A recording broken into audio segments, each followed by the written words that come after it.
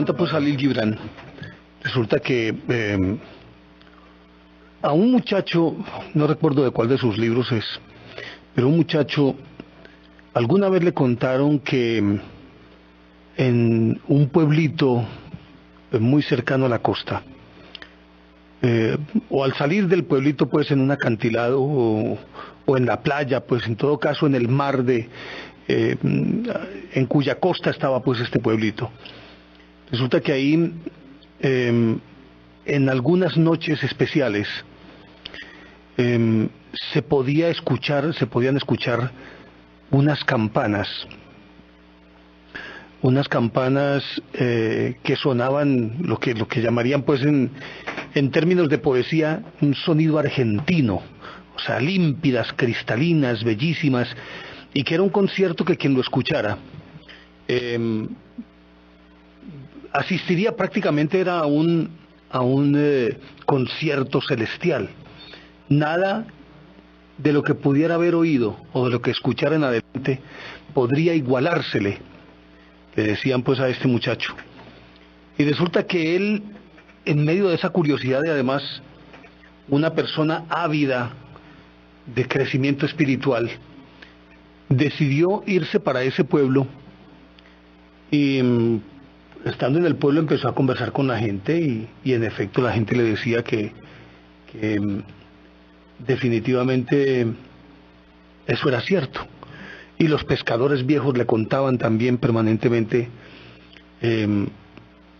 cómo era ese concierto de ángeles que se escuchaba en la orilla del mar y que de acuerdo con lo que sostenían los viejos era que un pueblo había sido anegado, un pueblito que había ahí había sido avasallado por el mar, lo había hundido, y que ese pueblito lógicamente al desaparecer sus habitantes habían tenido que emigrar, pero muchos más bien decidieron quedarse y fundar un nuevo pueblo por la nostalgia que le significaba el pueblito, su pueblo nativo, su pueblo de origen, y del cual los más antiguos tenían ese recuerdo de su niñez, de cuando el pueblo se hundió, pero antes de hundirse las campanas de su iglesia sonaban de una manera bellísima y propios y extraños se admiraban y todo el mundo venía a este pueblito para escuchar los conciertos que daban esas campanas. Y entonces una vez que el muchacho averiguó esto, quiso quedarse ahí. Él se prometió a sí mismo que tenía que oír ese concierto, así fuera lo último que pudiera hacer en su vida, así sucediera lo que sucediera, no se movería de ese pueblito sin antes escuchar ese concierto de campanas con su sonido argentino, como decíamos. Y entonces la gente del pueblo le decía, sí, pero es que eso no es que uno se siente y ya lo escuchó. Sucede, pero también, a pesar de que las campanas se escuchan, no todos en el pueblo las escuchan, no todos las oyen, sino que solamente las escuchan aquellas personas que espiritualmente han logrado trascender un poco a partir de su generosidad, de su entrega, de su desprendimiento. Y por lo tanto ese tipo de personas tienen que ser muy, pero muy especiales. El muchacho, decidido a lo que fuera, determinó quedarse allí, en el pueblito. Pero resulta que en el pueblo, obviamente siendo un pueblo de pescadores muy pequeño, realmente no había una posada o un sitio en el que él pudiera o que pudiera alquilar o rentar, como se llame, para vivir. Y viendo que no tenía en dónde vivir, entonces simplemente se fue para el acantilado, se sentó en una roca en ese acantilado y se quedó ahí.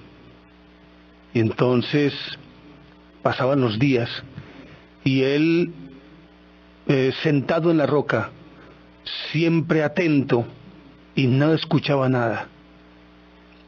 Los los del pueblo, los lugareños, naturalmente que admirados por la determinación de este joven, le llevaban comida y al final de cuentas entre todos le hicieron una pequeña tienda en la que él pudiera estar. Y se quedó ahí todo el tiempo, y mirando por el acantilado, y con sus sentidos aguzados para ver cuándo podría escuchar ese concierto, y nada. Pasó el tiempo y nada sucedió. 1 año, 2 años, y el muchacho quieto, esperando a que sucediera, y no sucedía nada. Y volvía y volvía y volvía a centrar su atención en el mar, y nada ocurría, nada sucedía, nada se escuchaba. Le salió barba, se hizo adulto, pasaron los años, muchos años,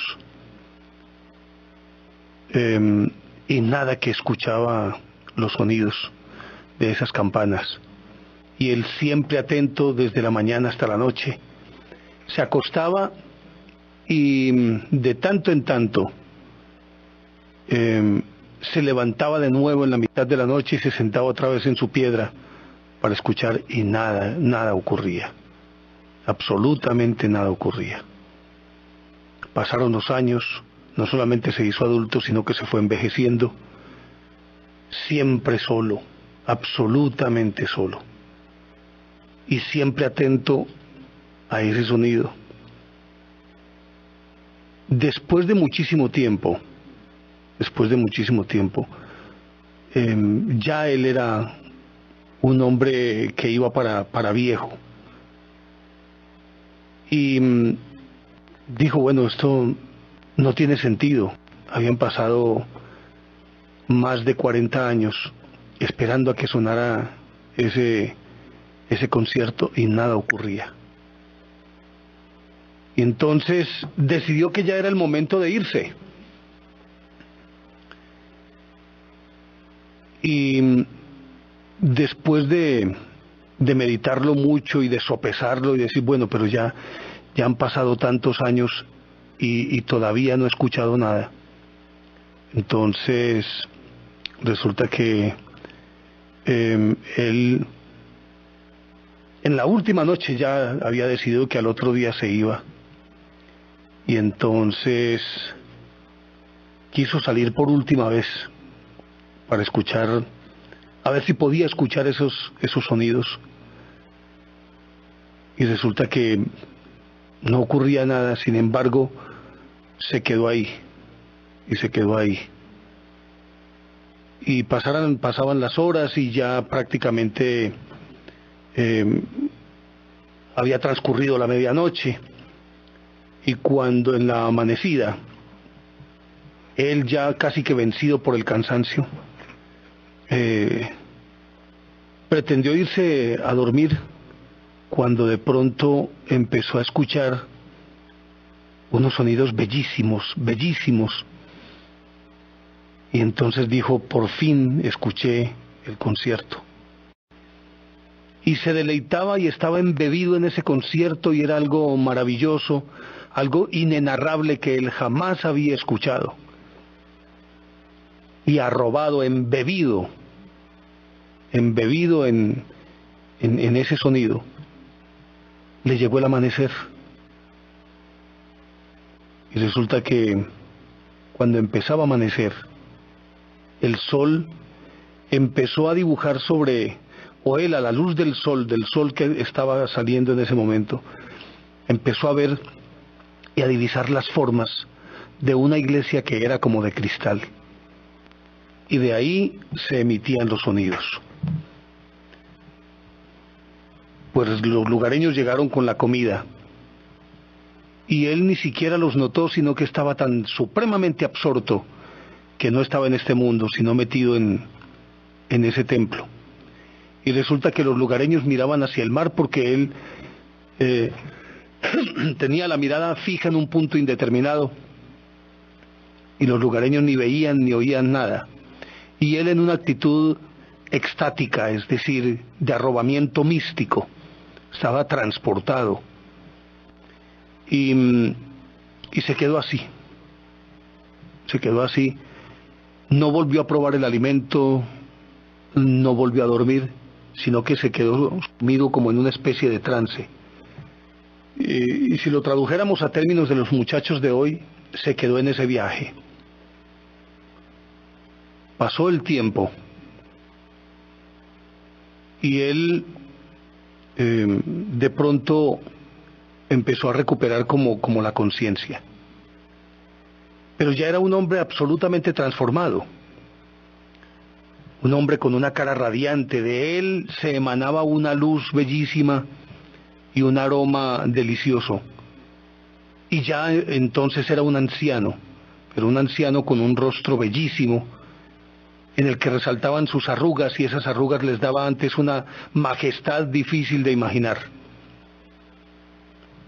Y cuando por fin se decidió a hablar, porque el pueblo ya sentía una curiosidad enorme y todos los días iban ya en peregrinación a verlo, y al notar su transformación, su rostro radiante, al notar la luz que se emanaba de su cuerpo, como ese resplandor que lo rodeaba, y verle esa majestad en su rostro, y ese rostro surcado de arrugas, pero bellísimo, prácticamente lo convirtieron casi que en un santo. Iban no solamente en peregrinación a llevarle los alimentos, sino también a rendirle su veneración a ese que consideraban un santo. Cuando rompió su silencio, le preguntaron qué era, porque todos miraban hacia el mar, todos aguzaban el oído y nadie oía nada. Y al final, entonces dijo el muchacho, ya el viejo ya era pues un anciano, le preguntaron que si había escuchado el concierto, dijo, vengo escuchándolo ya desde hace ya mucho tiempo. Desde aquella vez a medianoche cuando decidió irse, desde ese momento que decíamos, escuchó este sonido y se quedó en el sonido. Y entre ese momento y el momento en que él despierta, ya habían transcurrido también varios años. Entonces le preguntaron que él qué había oído. Y dijo, ha sido un concierto de un instante, pero ha sido ese instante eterno. ¿Y qué fue lo que escuchó? ¿Y qué fue lo que vio? Y dijo él, escuché por fin y de manera clara el mar.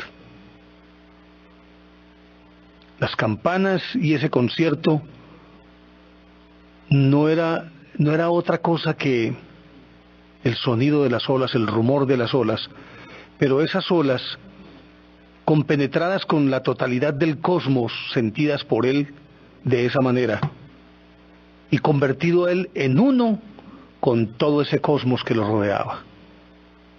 Y le preguntaron por el templo, y dijo, sí, lo veo y lo estoy viendo en este momento.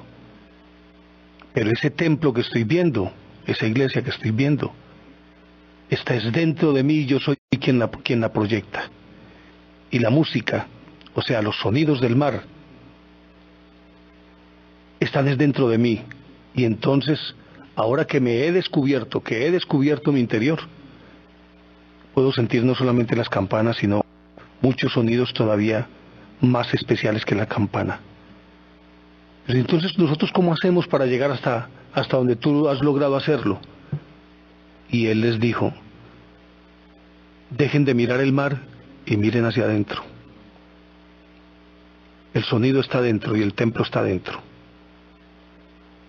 Le preguntaron que si había valido la pena, y él respondió que valió la pena no solamente consagrar su vida en la búsqueda de ese sonido, sino que no concebía su vida si no fuera enfocada hacia ese objetivo, que lo había logrado, y eso ya era más que suficiente reconocimiento. Lógicamente que el pueblo no solo lo tomó como su guía espiritual, porque nunca más se paró del acantilado, lo tomó como su guía espiritual, sino que en adelante lo reverenció como su, su guía, su guía. Y entonces de esta historia uno lo que puede colegir es que aquel que persevera alcanza, y que sobre todo cuando uno está determinado a hacer algo, por muy lejano que vea ese algo, el solo hecho de que exista la voluntad y el deseo de lograrlo, ya de por sí, se está más cerca del objetivo. Y eso fue lo que él logró. Naturalmente vino el reconocimiento de todos los habitantes y de la comarca, que ya lo habían convertido no solamente en su héroe, sino en la persona más importante de toda la comarca. Vino ese reconocimiento. Murió tiempo después en olor de santidad, pero logró afortunadamente su objetivo y obviamente el reconocimiento de todos. Pues hombre, una historia de estas tan aleccionadora nos enseña que nada se queda sin recibir su recompensa. Nada se queda sin que haya una retribución. Una retribución. Y esa retribución no necesariamente se traduce ni en dinero, ni en figuración, ni nada por el estilo. Pero siempre hay alguien que está reconociendo aquello que uno hizo, o que alguien hizo, que alguien lo logró, afortunadamente. Y solamente los que realmente se deciden hacerlo son los que a la postre, más tarde, o diría yo más bien que en una escala del tiempo, aunque esto sea muy relativo, más temprano que tarde, aunque ese más temprano signifique toda una vida. Pero el reconocimiento está implícito. Pero naturalmente que ese reconocimiento implícito es importante, pero también, y obviamente que estamos hablando de una persona que se decidió a consagrar su vida a ese objetivo. Pero resulta que esos son seres muy especiales. Pero el resto de los mortales necesitamos de alguna manera, aunque tengamos muy claro el objetivo, necesitamos que de alguna manera exista un apoyo, un estímulo, un reconocimiento a lo que hacemos. Y ese apoyo, ese estímulo, ese reconocimiento es el que se convierte en un momento determinado en el combustible que mueve nuestras vidas. Y a veces la gente, pero naturalmente que ese reconocimiento muchas veces no se da de manera clara y quizás muchas veces no se expresa. En oportunidades el reconocimiento es más evidente en el silencio que en las palabras. Y pues la persona y que yo creo que esa es la gran equivocación, que espera el reconocimiento, es la persona que nunca se va a sentir satisfecha. Porque el reconocimiento, cuando se basa en palabras, puede ser muy engañoso. Porque hay gente que le puede decir a uno muchísimas cosas, pero a la hora de la verdad esas cosas que se dicen o esas palabras que se pronuncian no son consecuentes con los gestos ni con las actitudes. Y por lo tanto no hay un reconocimiento, sino que probablemente puede ser una forma de adulación o también de cortesía, ¿por qué no? Y por lo tanto no se puede depender de ese reconocimiento, aunque este sea importante en la vida de los seres humanos. Yo creo que todos necesitamos el estímulo. Y ese estímulo no necesariamente tiene que provenir de las personas que nos rodean. Porque cuando uno se familiariza con las personas, deja de ver a esa persona, deja de verla como como un ser especial, aunque lo siente en el corazón, deja de verla como una persona especial, porque ya las actitudes de esa persona se convierten en actitudes tan naturales, tan connaturales con ese individuo, que al formar parte de su individualidad, de su personalidad y de su forma de ser, dejan de verse como algo extraordinario para convertirse simplemente en algo obvio. Y por eso regularmente se extraña es cuando una persona que se ha comportado de esa manera alguna vez actúa de una forma diferente a la que habitualmente o de la que habitualmente se vale para comunicarse con nosotros. No se nota, puede que no se note todo el conjunto de lo bueno, sino que se nota la actitud, aquella actitud que no necesariamente es negativa, pero que no está tampoco en los cálculos de nadie, en el presupuesto de los demás, porque los demás asumen que esa persona, por su naturaleza misma, tiene que comportarse de esa manera permanentemente. Pero yo creo que, más allá de cualquier consideración, quien espera el reconocimiento es un mendigo al que le van a dar mendrugos. Pero aquel que actúa sin esperar el reconocimiento ya en sí mismo tiene su retribución. Y hay historias que son supremamente aleccionadoras, que como esta del muchacho, más que la admiración, el respeto y la devoción de este pueblo y de toda la comarca, la retribución de él fue el por fin haber encontrado el concierto de su vida, que no era otro que el concierto de su interior, de su riqueza interior. Y para él eso era suficiente, no importaba qué pensaran los demás. Aquí traigo a colación la historia, una anécdota de un compañero mío, de un amigo mío. Un hombre entregado, dedicado a su trabajo, profesional, intachable, persona magnífica. Y trabajábamos juntos en una empresa y él siempre daba más de lo que tenía que dar. Y resulta que pasaba el tiempo y llegaban personas a la empresa. Y pronto esas personas las ubicaban por encima de él, y en lo económico también. Un día cualquiera, después de varios años, se le acercó al jefe en una charla informal y le dijo: fulanito, ¿por qué? Porque obviamente que como ser humano también cometía errores. Y en alguna oportunidad el jefe le cayó encima por algo que hizo, y que se supone que él, dentro de su profesionalismo y de todo lo que había demostrado, no estaba es decir, no podía caber en la cabeza del jefe que él se pudiera equivocar de esa manera. Y entonces, cuando él cometía algún error, le caía encima y le caía, pero con todo. Entonces un día en una conversación informal, le dijo al jefe: hombre, ¿por qué nunca ha salido de usted una voz de estímulo para mí? Sabiendo, y no tengo que enumerárselo, de mi entrega y de mi profesionalismo. Y el jefe le dijo,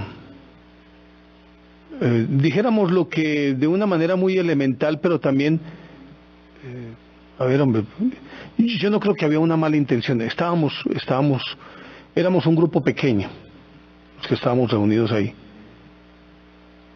Y le dijo con un cierto aire de condescendencia, le dijo: hombre, vea, fulanito, es que yo a usted le pago para que haga las cosas bien. Si no las hace bien, entonces yo tengo que recriminarlo. Entienda y asimílelo que no hay un reconocimiento más grande que el silencio. El silencio es el mejor reconocimiento. Cuando hace las cosas bien, nadie le dice nada, o cuando nadie le dice nada es porque las cosas están muy bien hechas. A mí me parece pues una respuesta muy simplista y de todas maneras una respuesta en la que este jefe se salía por la tangente. Desde su perspectiva era válido su punto de vista y si se mira fríamente es cierto, el silencio es un gran elogio. Pero de todas maneras el ser humano necesita ser reconocido, ser aceptado, ser incluido, ser respetado por lo que hace y ser tenido en cuenta y ser estimulado. Recuerden aquella, creo que es un texto, no recuerdo si es un poema o es una prosa, que es supremamente popular y muy manida, sobre todo cuando ya no hay lugar, cuando ya, como dicen en los estados judiciales, cuando ya no hay lugar, cuando dice, o que dice, en vida hermano, en vida. Eso está muy traído y muy llevado de los cabellos. Pero por muy traído y muy llevado de los cabellos que sea, tiene muchísimo sentido, un enorme sentido y una vigencia trascendental, porque la mejor manera de medirme es viéndome en el otro. Yo no me puedo medir, es decir, yo no me puedo medir si no tengo un referente, así ese referente sea uno mismo. Pero lógicamente que en determinadas áreas uno necesita tener un referente que puede ser además un estímulo para emularlo, o puede ser también un referente negativo para no imitarlo. Pero de todas maneras el ser humano siempre necesita un referente, por lo menos en su etapa de formación y en la etapa del desarrollo de su personalidad y de su, dijéramoslo,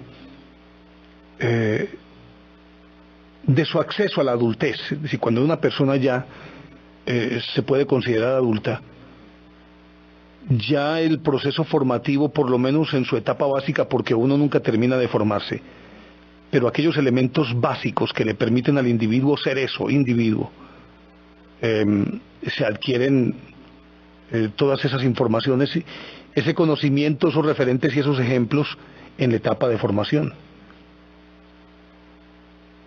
Naturalmente que cuando el ser humano ya tiene claro quién es y lo que quiere, entonces ahí sí tiene sentido que pueda decir que se está midiendo él mismo y ya lo que venga de afuera, porque hay un conocimiento de quién se es, puede tener sentido como si fuera como si fuera un termómetro que le da a uno la medida de su temperatura, dijéramoslo, su temperatura intelectual, su temperatura espiritual, por decirlo de alguna manera, aunque que suene extraño lo que estoy diciendo. Pero a la postre solamente es eso, es un referente, porque cuando el individuo ya llega a su conocimiento interior, a su reconocimiento interior, y sabe quién es y para dónde va y de dónde viene, ya no necesita aquellos patrones de afuera, aunque siempre estarán ahí y siempre uno le aprenderá a algo a alguien, y no importa si es mayor o menor cronológicamente, y no importa si es mayor o menor intelectual o espiritualmente, pero siempre hay alguien que le enseña a uno. Pero ese aprendizaje es más una actitud interior del individuo, una disposición del individuo a aprender. Pero al final de cuentas toda la información que recibe es una información que debe ser procesada, sopesada, analizada, y a partir de allí el individuo no solamente tiene el derecho, sino la obligación de tomar sus propias decisiones. Pero para eso se necesita desarrollar un proceso largo que a muchos les puede llevar toda una vida, a otros media vida, a otros un cuarto de vida, pero que cada uno tiene su propio ritmo y tiene su propio proceso. Y entonces, ese ritmo o ese proceso siempre se desarrolla, dijéramos lo que con la velocidad, dijéramos la velocidad espiritual del individuo. Es decir, unos van más lentos, otros van más rápido. Pero obviamente que si hay un estímulo externo, un estímulo positivo, puede ayudarle a la persona a crecer mucho más rápido. Por eso decía que ese estímulo es importante en el proceso de formación, que difiere en su duración de personas a personas. Pero es que eso no importa. Independientemente de que haya un estímulo externo, un reconocimiento, lo más importante es, y yo creo que ahí es donde el individuo ya también ha logrado reconocerse, y reconocerse significa que a partir del conocimiento interior que se tiene, ya se es un ser que puede mirar a los demás desde una perspectiva diferente, y que a decir de los abuelos más bien sería como que ya está por encima del bien y del mal. Es decir, ya está a salvo de los odios, de los egoísmos, de las envidias, del rencor, aunque obviamente que eso entraña todo un proceso de depuración interior muy dispendioso, pero también muy enriquecedor, muy hermoso. Cuando esa persona ya logra estar por encima, es cuando no necesita el reconocimiento. Pero es el momento, aunque debería ser desde el comienzo, pero lógicamente que el egoísmo, a veces la envidia, el rencor, la misma inseguridad personal, hacen que el individuo no sea capaz de reconocer, porque esa es la otra parte, reconocer en el otro lo que él tiene, lo mejor lo que es mejor para él. Pero cuando uno suelta las amarras y ya está por encima de esas cosas, ya no duele ni a la hora de la verdad cuesta decirle al otro lo que es, lo que representa, lo que significa, lo valioso y lo rica que es esa persona o lo rico que es ese individuo. Y no estamos hablando en términos económicos, sino que estamos hablando en términos de riqueza interior. Y cuando la persona reparte generosamente los elogios y estímulos que no tienen que obedecer a intereses específicos ni creados, sino que, como decíamos, cuando ya se está por encima del bien y del mal, la persona cuando lo dice con todo el corazón y de manera sincera y desprendida. Yo creo que no solo es un reconocimiento a su propio proceso, sino que es un puntal,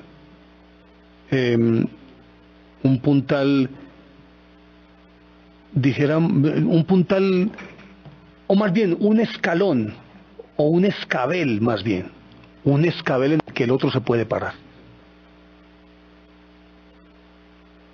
Cuando uno le sirve al otro de escabel para que él suba, el otro rápidamente puede alcanzar también la cima. Y ese escabel es ni más ni menos que el reconocimiento que uno hace del otro.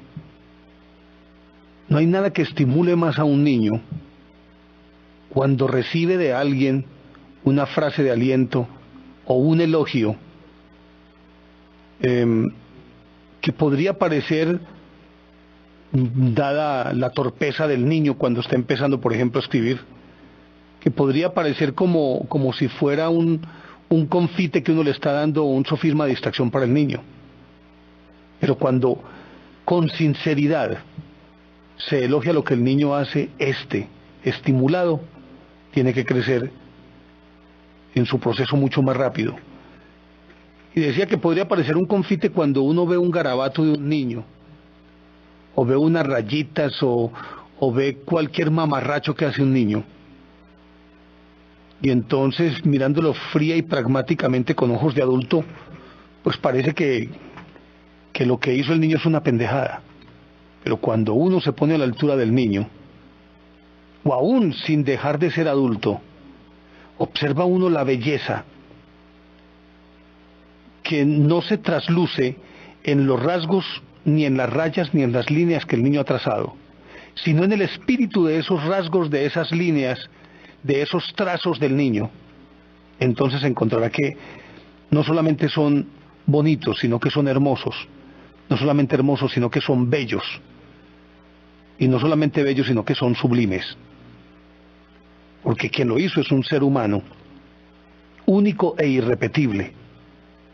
Y que además ese pequeño ser humano, por más que lo intente, jamás podrá repetir lo que hizo exactamente de la misma manera.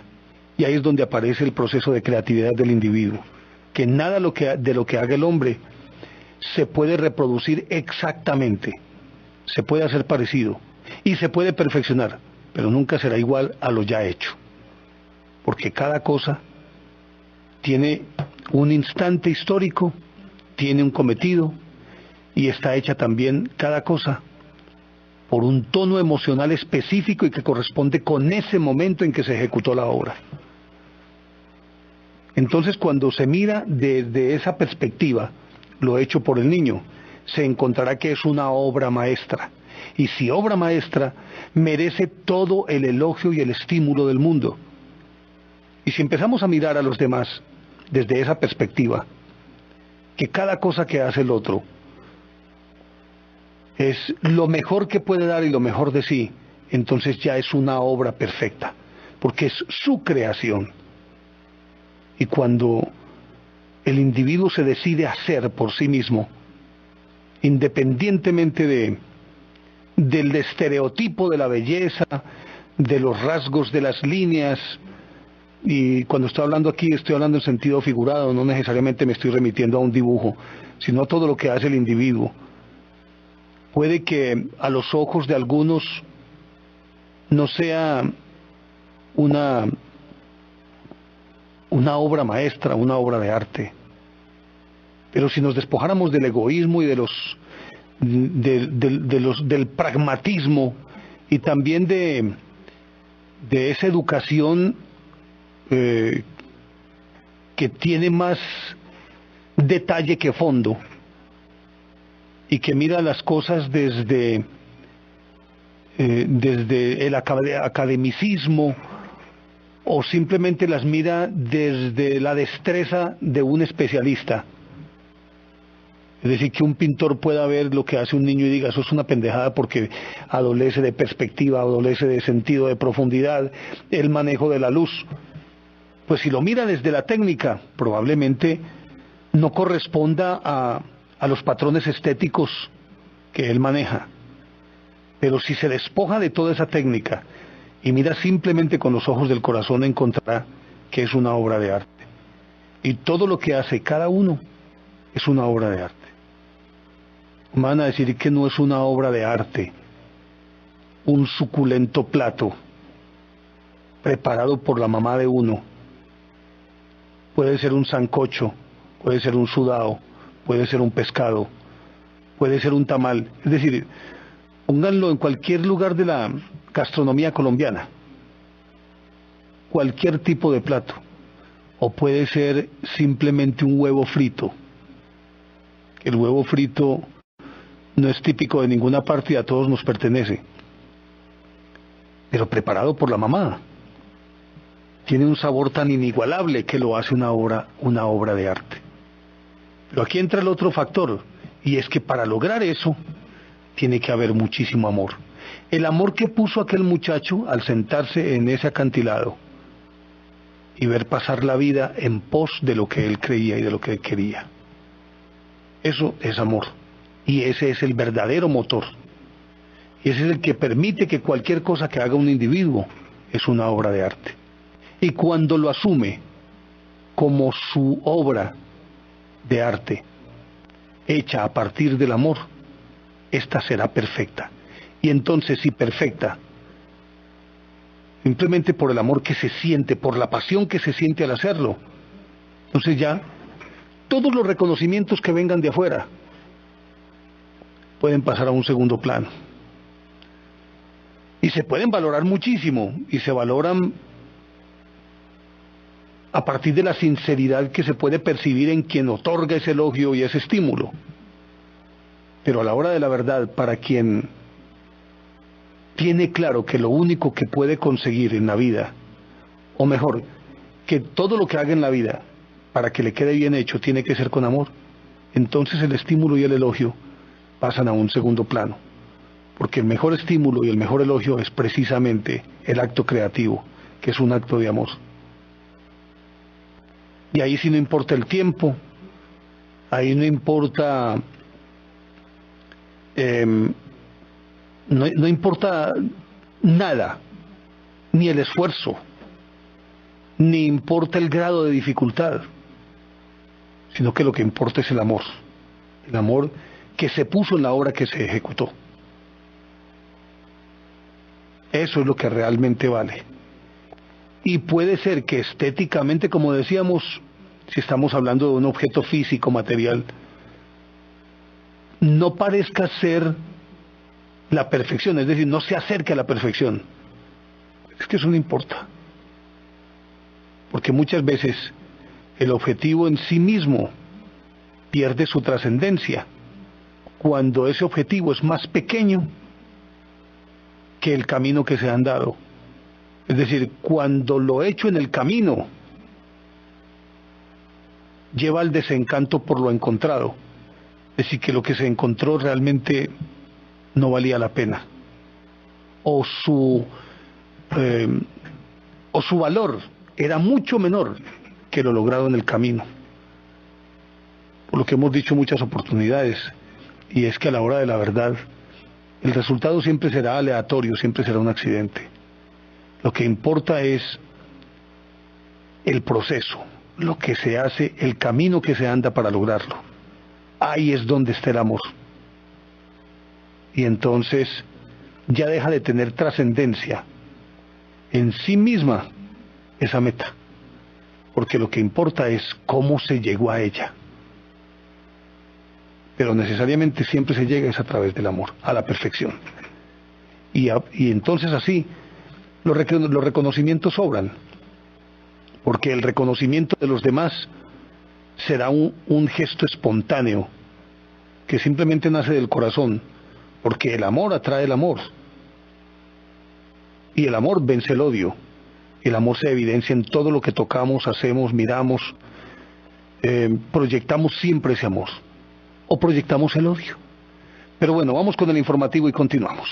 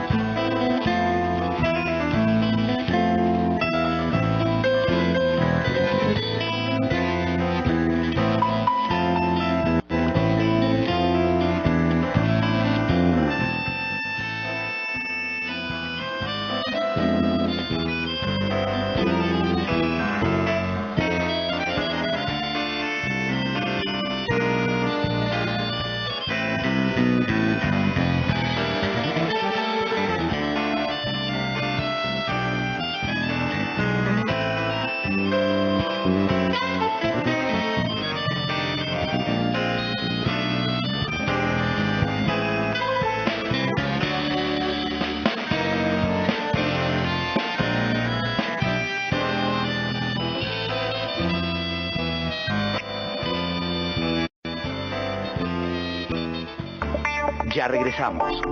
Noche, buenos días. Entonces, de acuerdo con todo eso, lo importante en el ser humano es que él adquiera la conciencia de que es único e irrepetible, y que por lo tanto todo lo que haga es perfecto. Pero lógicamente perfecto desde su perspectiva. Pero también lógicamente él, es decir, debe pensar en función de la excelencia, de alcanzar la excelencia, no la perfección, porque la perfección es algo inalcanzable. Y la perfección, pues para quienes creemos, es Dios. Del resto no existe la perfección. Pero sí puede existir la excelencia. Y la excelencia tiene que ver con que aquello que hacemos, lo hacemos de una manera muy, muy concienzuda, Y la excelencia obviamente que no tiene tampoco nada que ver con patrones específicos. Bueno, puede que en las empresas y obviamente que en una sociedad consumista ya hay unos certificados que hablan de esa excelencia en los productos y en los servicios que prestan. Pero cuando hablamos de la excelencia individual estamos hablando de la persona que es capaz de hacer aquello que desea hacer o que sabe hacer, hacerlo con todo el amor. Y si con todo el amor, lógicamente que el producto tiene que ser bueno. Y eso tiene que ver con todas las áreas, con todos los ámbitos del ser humano. Tiene que ver con el afecto, tiene que ver con el amor, tiene que ver con la pasión, tiene que ver con la eficiencia, tiene que ver con todo. Un ser humano que se respete y que se precie de serlo, debería tender hacia esa excelencia en todo. Es decir, entregarse en lo que hace. Y entonces se puede decir que lo que haga siempre, siempre será lo mejor.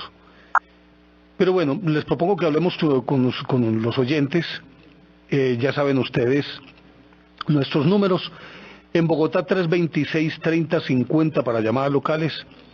En la ciudad de Medellín 250-7795 y 416-0601 para llamadas locales en la ciudad de Medellín. Desde ciudades diferentes, ustedes disponen del 018-111-465 y estas llamadas son gratuitas. Quienes deseen entrar al Club Virtual de Oyentes de Noche Buenos Días pueden hacerlo ingresando a www.onvd.net y allí hay varios amigos conversando en la sala del chat sobre este tema. Los saludamos a ellos, ya se han ido varios, pero están ahí Blanquita, Junior y Sadness. En este momento se han ido otros y seguramente que otros vendrán. A ustedes muchísimas gracias por acompañarnos permanentemente. Vamos con la señal horaria y comenzamos.